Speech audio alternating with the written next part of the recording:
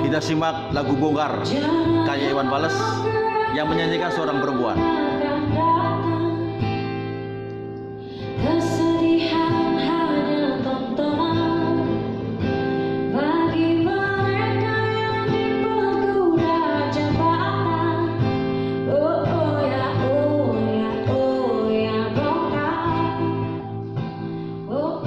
Puisi dongeng pengantar tidur bagi anakku.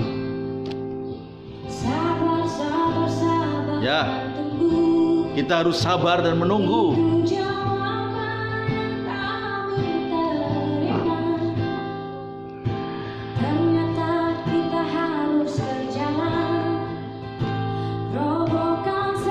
Inilah dongeng pengantar tidur bagi anakku.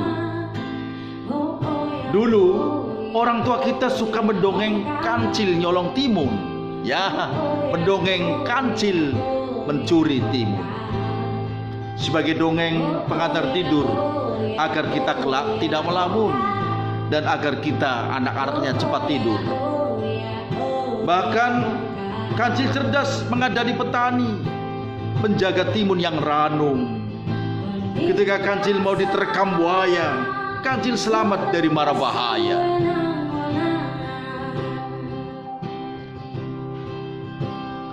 Kancil memang penipu ulung dan pandai menipu daya. Anakku, inilah dongeng di masa lalu. Jangan kau tiru kancil yang pandai menipu. Jangan pula kau mudah terayu oleh gemerlap dunia yang penuh tipu.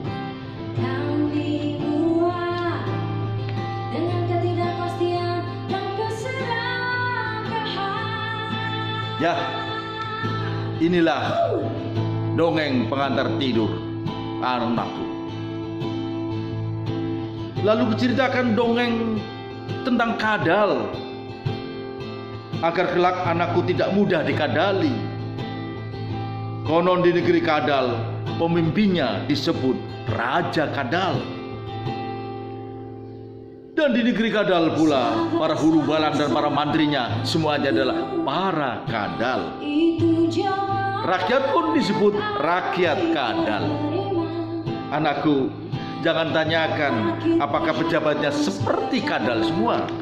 Ya, anakku selalu bertanya setiap kali aku mendongengkan tentang kadal. Dan jangan pula kau tanyakan apakah penegak hukumnya seperti kadal. Konon di negeri para kadal seluruhnya memang kadal. Di suatu sore di Singgasana duduklah sosok kadal besar memakai mahkota kadal seperti raja. Ya, rupanya dia Raja Kadal. Tiba-tiba datang seekor kadal tua. Badannya kurus, wajahnya pucat.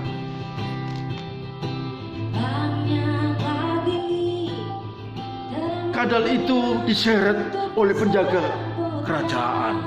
Ya, Raja Kadal di hadapannya. Lalu mengatakan, "Hei, kau kadal kecil, apa yang kamu lakukan?" Kadal kecil menjawab, "Aku mencuri kapuk untuk ditanam agar kelak aku bisa berlindung di bawah pohon kapuk itu." Ceritaku belum tuntas, anakku bertanya, "Loh, kok seperti kisahnya Mbok Minah yang mencuri pohon kakao?" Pertanyaan itu tak sempat ku jawab. Aku meneruskan kisah dongeng itu.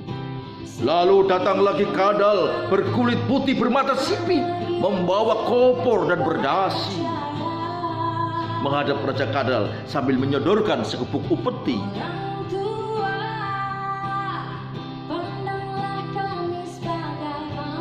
Setelah dihitung, 6,7 triliun, sebuah angka yang sangat mengejutkan sebagai upeti.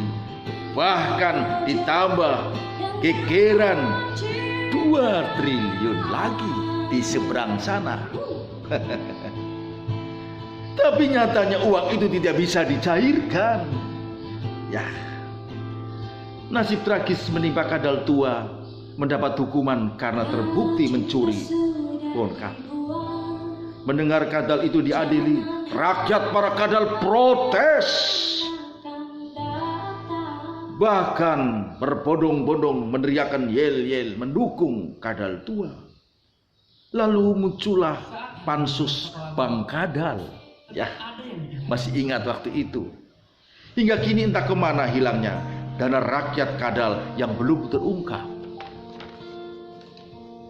Sebelum gegeran skandal Bank Kadal, muncullah perseteruan antara cicak melawan buaya. Ya, masih ingat waktu itu. Cicak melawan buaya.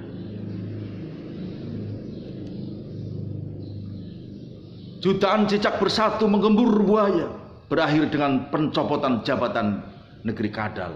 Maka pas ungkapan mulutmu adalah harimau, buaya tumbang oleh cicak. Dan sekarang jarimu adalah jerujimu. Hati-hatilah kau dalam menulis status. Lalu anakku bertanya lagi, apakah sama dengan kisah yang menimpa negeriku? Aku tak sempat menjawab. Lalu kubacakan puisi pengantar tidur bagi anak-anakku. Ya, puisi, P-U-I-S-I, puisi. Puisi tanpa judul. Puisi, P-U-I-S-I. Polisi menangkap pencuri, pencuri ditangkap polisi. Koran memberitakan ada polisi dipecat gara-gara mencuri bersama pencuri. Maka disebut oknum polisi.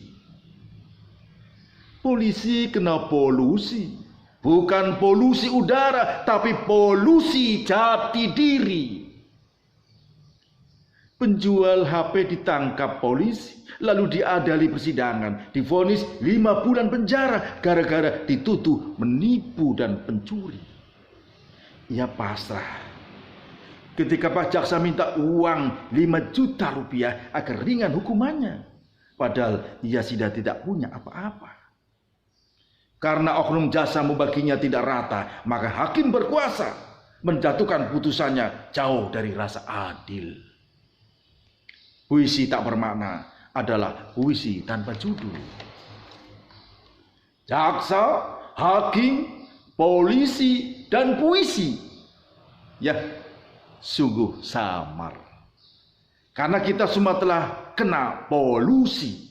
Hingga pasal-pasal adalah angka-angka rupiah yang berubah sewaktu-waktu tergantung pesanan. Sungguh puisi tanpa makna. Meski menyuarakan keadilan, sekalipun jutaan bait puisi dibacakan, puisi tetap puisi. Puisi tak mampu mengubah keadaan. Gelombang kabut menyelimuti negeri ini. Kasus Prita, kasus Bokpina, kasus hak angket Bank Senturi, kasus sumbangan 2 triliun adalah bukti negeri ini kehilangan jati diri. Di mana-mana perilaku korupsi tak terhindari. Para pejabat mengeruk kekayaan demi pribadi.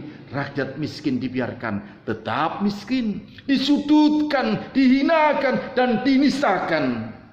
Terasa susah mencari keadilan di negeri sendiri. Seolah pencari keadilan dikebiri, lalu hukum sudah dijual beli. Pasal-pasal adalah ilustrasi bagi orang yang berdasi. Koruptor bebas berlari, pencuri semangka diadili, lalu mana rasa adil itu? Apakah ini yang dinamakan adil dalam kemakmuran dan makmur dalam keadilan? Mari kita berantas mafia peradilan. Jika ada ketidakadilan, jika rakyat selalu ditindak, jika usul ditolak tanpa ditimbang, suara rakyat dibungkam, kritik dilarang tanpa alasan, dituduh subversif dan mengganggu keamanan, maka hanya ada satu kata: lawan. Seperti pesan Wiji Tukul yang sampai hari ini entah keberadaannya di mana. Ya, itulah realita hidupku, anakku.